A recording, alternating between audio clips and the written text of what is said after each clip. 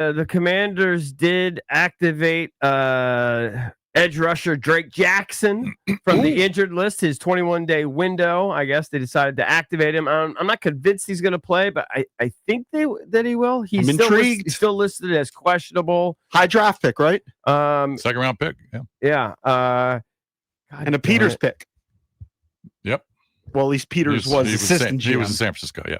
I don't know why my computer is not going. It's not this freaking page. I got to reload. While you're the looking page. for that, I should mention that Hit the Skins is cooked up by our friends at Oseo Korean Barbecue in the Lansdowne Town Center. Authentic Korean flavors, bold marinades, and premium cuts. And it's all grilled right at your table. It's a dining experience. It's as fun as it is delicious. Perfect for date night or dinner with the family. Oseo means come on in. All right, so he was a 3-time All Pac-12 selection at USC from 2019 to 2021. The Niners selected him in the second round. He was 61st pick overall. He played in 23 games with the Niners. No starts, but he did have 6 sacks, and then all of a sudden he got injured in week 9 of the 23 season, underwent surgery on his patellar tendon, and that only cost him the final 9 games of that year, but all of 2024, and then obviously the first 10, 11 games wherever we're at here in 2025. So he's been out a while. You really don't know what you're going to get. Think about that. He hadn't played since 2023. He hasn't played since October 29th, 2023. So I kind of look at the end of the season as, because they are 3-9 and they're not going to make the playoffs, as a testing ground. Right? We talked about this with Treylon Burks. If Treylon Burks can show you something, some consistent production here during the last several weeks of the season, then maybe you bring him back and factor him into the equation. And same thing for Drake Jackson. Oh, totally. Totally an opportunity. It's really a move for the future. See what he's got. Kind of in accordance with that move, they released Darnell Savage, who they just signed a few weeks ago, who had made some plays, but he was a healthy scratch last weekend, and apparently that pissed him off. He asked for his release. Oh, he was a healthy scratch. He was a healthy scratch. I thought he asked for his release. Injury, but no, okay. I guess he wants to play. He doesn't want to sit here and just waste the weekends. He being healthy scratch for a team that's not really going anywhere. Of course, we've talked about Jayden Daniels and his availability. And I'm sorry, during the break, I was just reading Candace Bruckner's article in the Washington Post, and she wants to shut him down. I think it's atrocious. Yeah, I agree. This is one of the worst argued columns that I can remember reading in a while for a paper like the Washington Post. You know, you may have issues politically or whatever, but their sports page has always been, kind of an iconic sports page for me. She's kind of mocking the idea of getting game reps. She says anything he needs to work on, he could do February through May or something. I mean, just outrageous. They're not playing games. I mean, I don't even know. Yeah, I agree. I'm reading this article and I'm literally, my jaw's hitting the table. Yeah. I can't believe. Listen, I understand you want to protect them. She's not alone though. We know that when we put it up as a poll. But she's mocking the idea of reps and game reps and acting like he can get whatever he needs in the offseason thrown against air. She's minimizing game experience. I totally agree. He's not an 8-year vet. This article he's in his second year. Joke. Actually, you can make the argument you want to rest him because you don't want him to get hurt. Fine, but don't mock reps. Don't mock game reps. I don't remember exactly where it finished, but our poll of the day a few weeks ago was whether you wanted to shut down Jayden or not, and there was about 20%. I think it was around 20% of our listening audience, fans of the team, that wanted to shut him down. They're just afraid he's going to get hurt again.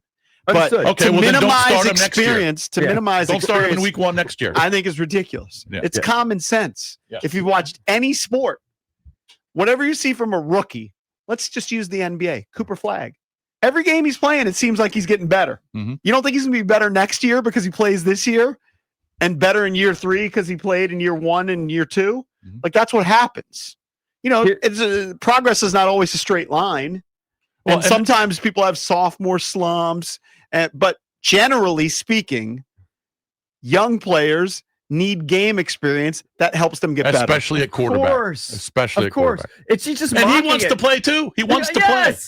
And listen, she's mocking it. It's just this line just rubbed me the wrong way. She's making a play on Iverson. She goes, and reps? Really? We're talking about reps?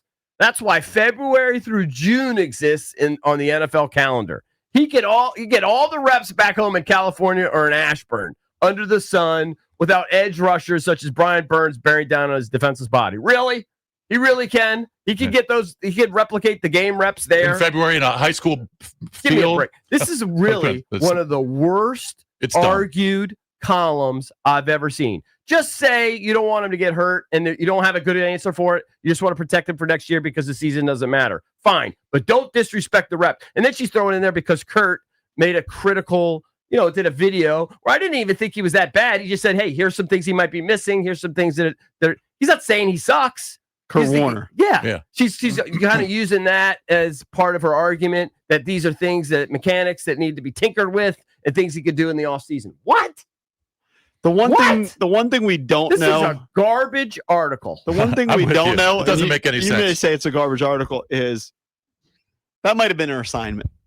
I mean, they said, write an article. I understand how it works. Because it's going to polarize people. It's going to get people up bitter. You do one pro, right. You do one con. You do is shut them down. It's a poorly argued article. I can't believe it passed the muster. I don't even know who's over there anymore. Everybody left. Who's the sports director over there? I don't know. Steinberg used to be one of the editors, but I think they all left and went to the Athletic. I don't know who's left over there. Yeah.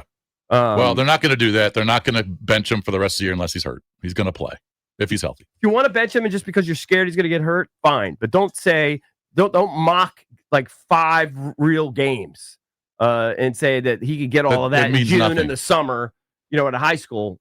If you don't want to play him because you're afraid he's going to get hurt, then when are you ever going to play him? I guess you only want to play him when the season's on the line. And as soon as the season starts going sideways, you pull the kid because he's skinny. I don't know. That I just saw it during the last commercial break and it infuriated me. I apologize. All right, so obviously they have a game against the Vikings. Vikings got some guys banged up, especially on the offensive line. Yeah, they have again on the injury front. So for them, you're talking about they have Blake Brandel, their guard. He's questionable with a concussion. Mm-hmm. Their guard Donovan Jackson, he's questionable with an ankle. Remember, they don't have probable designations anymore. It's either out or questionable. Christian Darrisaw, he's a local kid, right? Was he from Virginia Tech? Virginia Tech. Yeah. He's questionable with a knee. So you got 3 offensive linemen questionable, and they have others.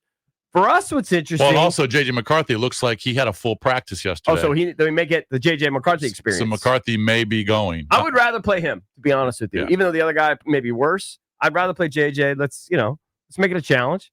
Let's see what the kid's got. We have our typical injuries. We guess it's going to go until I don't know. I feel like DQ will announce today after practice that Jayden's going to go, but who knows? Noah Brown, it seems like everything's trending in the right direction there, but you never know with him. But the one that's interesting is Bobby Wagner's actually missed a couple practices this week with a knee. Right. And they say Bobby doesn't miss practice. Mm-hmm. Like if you give him a Veterans Day, that's one thing, but he doesn't miss practice for like little things. So something may be going on clearly to some extent with Bobby Wagner's knee. Now he's 15-year vet, whatever. He's going to the Hall of Fame.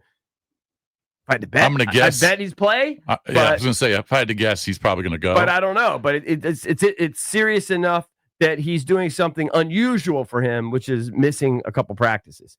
It is funny when you look at the breakdown, and I'm just trying to figure out, okay, what do they do well? What do they don't do well, et cetera? They don't do much well this year. Both of these teams don't really do anything well, other than Washington runs the ball well because of their quarterbacks.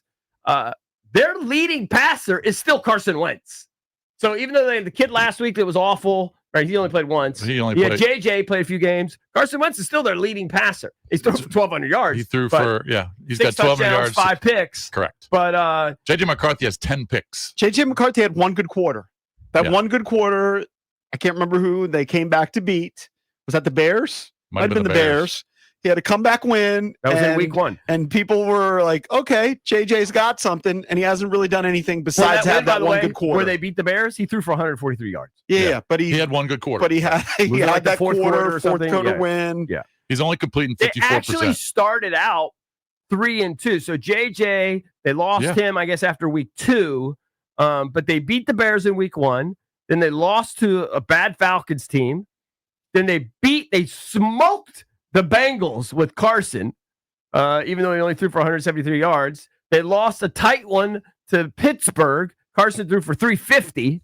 Then they beat Cleveland, and then since then they've gone 1-6. Six. Yeah, I talked about this yesterday. Both Washington and Minnesota are kind of the same trajectory because they started out 3-2.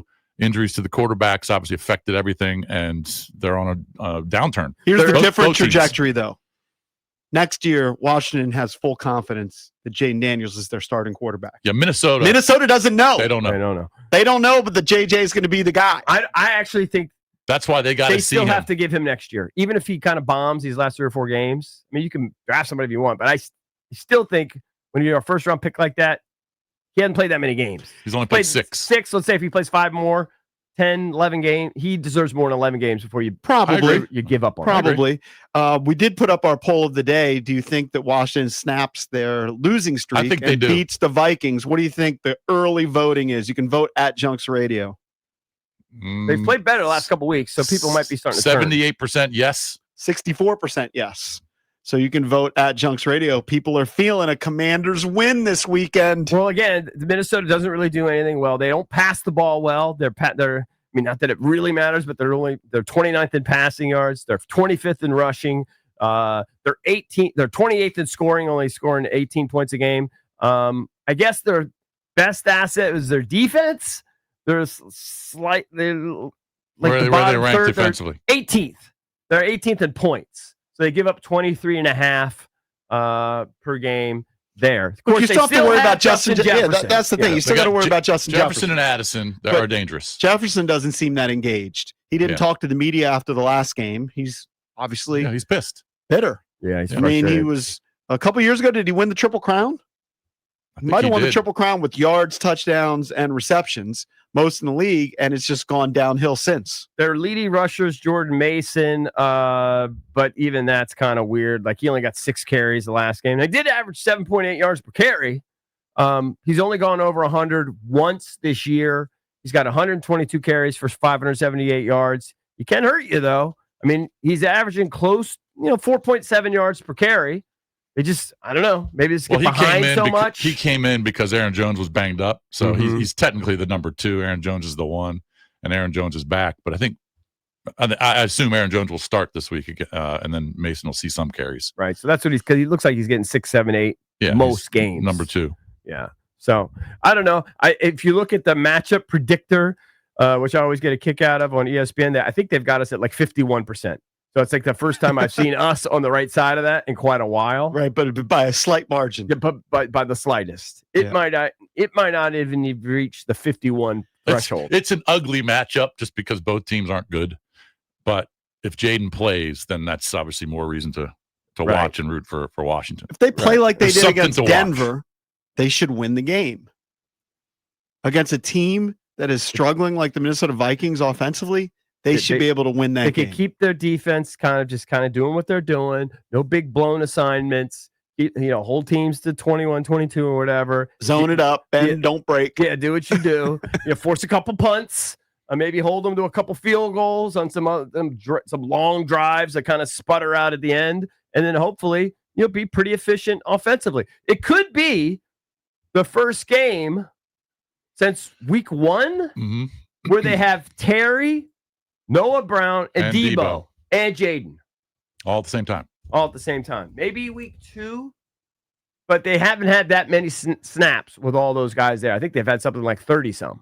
1-800-636-1067 is the number if you want to chime in. Remember, coming up at 7:25, your chance to win tickets to go see OAR, their 3 Decades tour. That's here on The Fan.